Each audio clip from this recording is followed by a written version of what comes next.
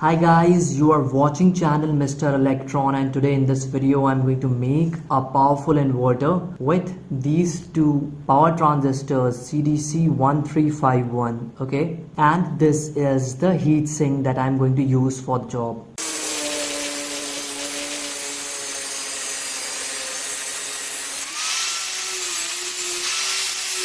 So here as you can see that I have separated the single piece into two, although the pieces are not equal, but still this small piece is perfectly covering this power transistor completely, okay? Not a single portion is going to remain outside of the heatsink area. So yeah, even if it is not evenly cut, it is still going to work just fine.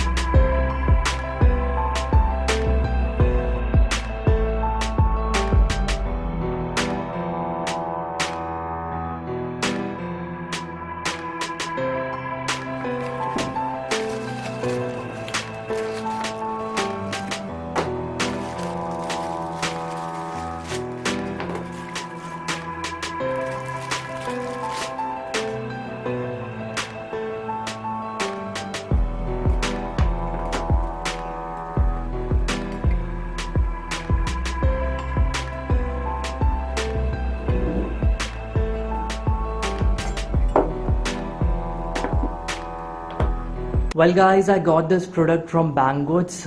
It is very useful. You can see that it has like 4 arms for holding the PCBs, and link for this will be provided in the description. It is a high quality product, very useful PCB holder. And now it's time to do the connections. So guys, for that, these are the half watt 1 kilo ohm resistors, and I'm going to use 2 of these for this project. So guys, here as you can see that I'm connecting the resistor to the base terminal of this 1351 power transistor, and now I'm going to connect another resistor to the base terminal of the second power transistor. Okay, so that also done. Now guys, these 2 green wires that you see are for connecting to the collector terminal of the power transistors. Now guys, the middle terminals that you see, this one is the middle terminal of this transistor, and this one is the middle terminal of this transistor. These 2 terminals are the positive collector terminals, okay, to which these 2 wires will be connected. Now guys, I should tell you that this circuit is very important because this is the basic inverter circuit, and I'm going to use this to make a 1000 watts inverter in one of my upcoming videos. Yeah, and the collector also done for both the transistors. Now comes the resistor. One terminal of the resistor has been connected to the base, and the other will be connected to the collector terminal, to which the green wire has been connected. Okay, yeah, done. This resistor has been connected. Now the remaining resistor. Yeah, both of them have been connected now. And guys, now comes the emitter terminal, the last one here and the last one here. These two will be shorted together with one single wire, which I usually prefer to be black, which indicates a negative. Okay, So let's do that. Yeah, one terminal done.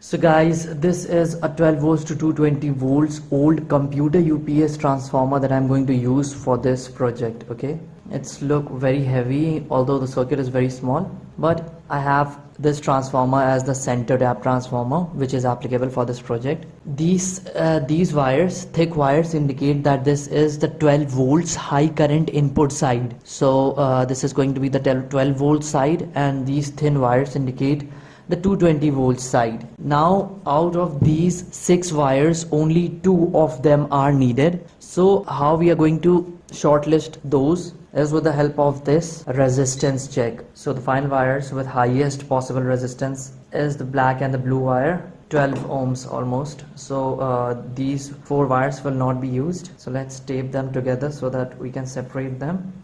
And guys, you also need to cut the wires from here, because they might cause short circuit. Here what you see is an LED bulb. Well, yeah, you see it's 5 watts Bajaj bulb. So I'm going to power it up with this circuit. Blue and black wire, which are the high voltage output side, will be connected over here like this, and here is the circuit. So the 2 green wires that you see, okay, these 2 green wires will be connected to the black and blue wires here, and this red wire with an additional point over here is the center tap. So this will not be connected right now. Let's connect one wire to the black. You can connect it anyways, like this one to this or that one to that, it doesn't matter. And yeah, that is also connected. Now in total we have 2 wires left out, one from the circuit, the emitter wire, final emitter wire, and one the center tap. So to the center tap, positive supply will be given, and to the emitter, negative black wire, negative supply will be given. And to power it up, obviously we are going to use this 12 volts battery, which is from an old UPS 12 volts 7Ah, and I restored it in my previous video.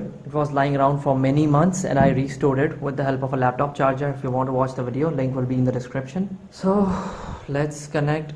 You see this one is the positive, so red will be connected to the positive and the negative. And if the wirings are all perfect, it should glow. You see, it's glowing pretty good. No flickering, nothing at all. Works really nice. Simple circuit for charging mobile phones, and you're running your CFLs or LED bulbs. And guys, you can even charge your cordless drill batteries with it. You see, this is my drill battery, 48 volts lithium ion battery, and this is the charger. Okay, so yeah, we'll keep it over here like this and connect the charger with a pin. One wire connected, now the other one also connected. Now when it starts working, you will see here the light glowing, indicating that the charger has started receiving power from the inverter. Okay, you see it has started running and the battery has started charging. Well guys, here as you can see that this is the circuit and this is the transformer and this is the adapter for this Dremel tool. Okay, my Dremel machine, okay, it is like 18,000 RPM adjustable. So yeah, at present it is in the off mode. So let's connect wires. Negative has been connected.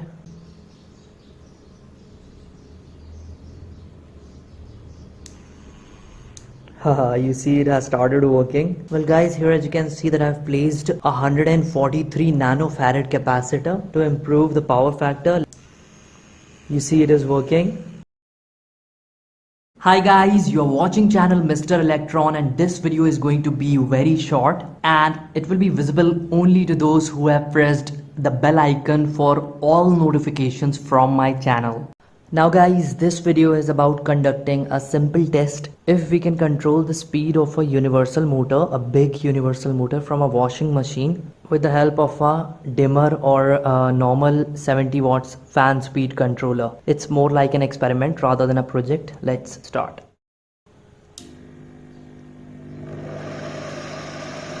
Wow, it is actually controlling the speed.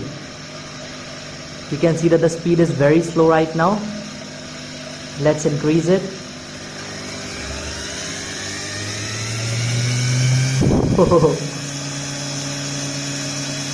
Let's go more faster.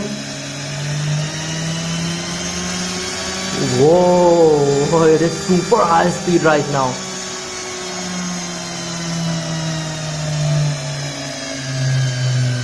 And at present I'm testing it with only 20% speed controlling. Let's go faster.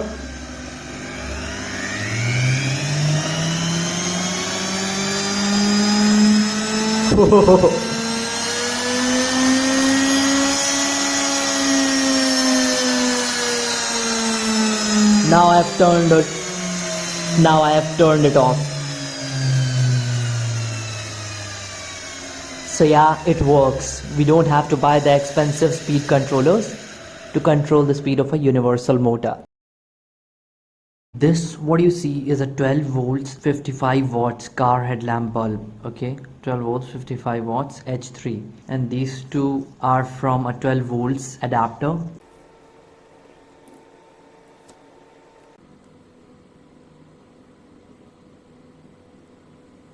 Yeah, supply is on. Now this, what you see, is a pin from soldering iron tip. And guys, this, what you see, is a power transistor. Okay, you see MJ13009. It's a dead power transistor, not working. Okay, so let's check that first, if it is dead or not. So let's first check if it is dead or not. So guys, the easiest method to check a transistor if it is dead or it's working is by connecting the collector and emitter to the power supply and see if it's a closed circuit or not. Emitter means this one will be connected to the negative of the supply, done, and one terminal to the bulb and this terminal to the bulb. You see, it's lighting up. This indicates that even though I have not given any supply to the collector with the base, which is the basic for starting or powering or switching on the power transistor, it is still turning on, which means it's a short circuit. There is a little delay, but still it's a short circuit. You see, it's lighting up equally well with the base terminal. What about the collector and the base? Okay, it's again short and base again short. So the power transistor is completely dead and short. So let's try and make a soldering iron with it.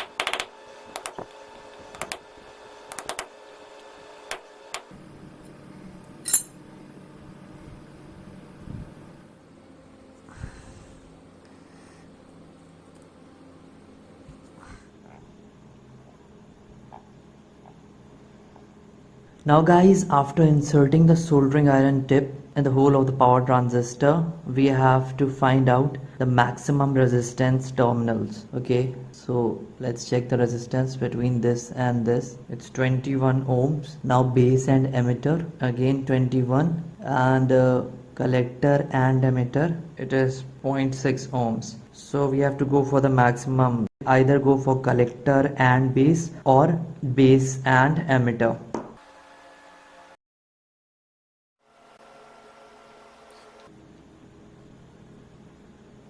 Now let's cut off this unwanted terminal.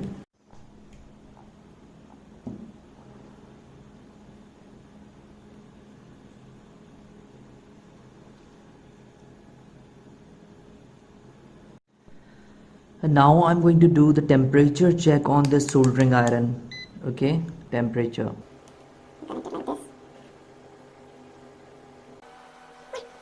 Yeah, done. Now the temperature should rise. See, it's rising rapidly.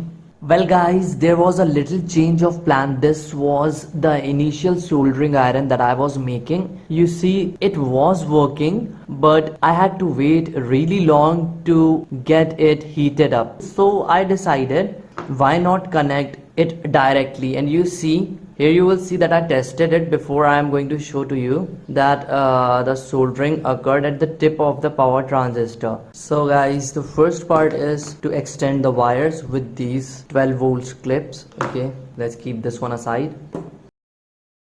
Okay, and this one is base and this one is emitter. So yeah, this one is base. So base is positive and emitter is negative. So I will connect positive to the base.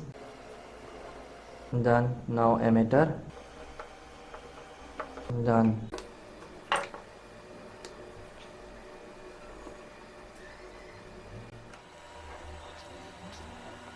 Yeah, and this is done. Red for positive and black for negative.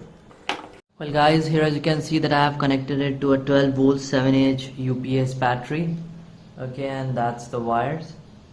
And that's my soldering iron.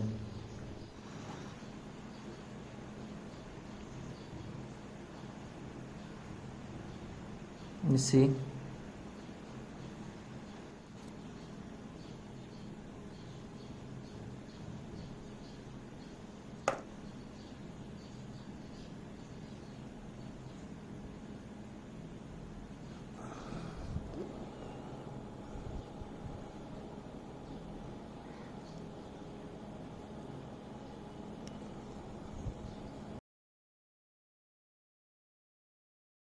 Hey, I forgot. If you are new to this channel, subscribe it now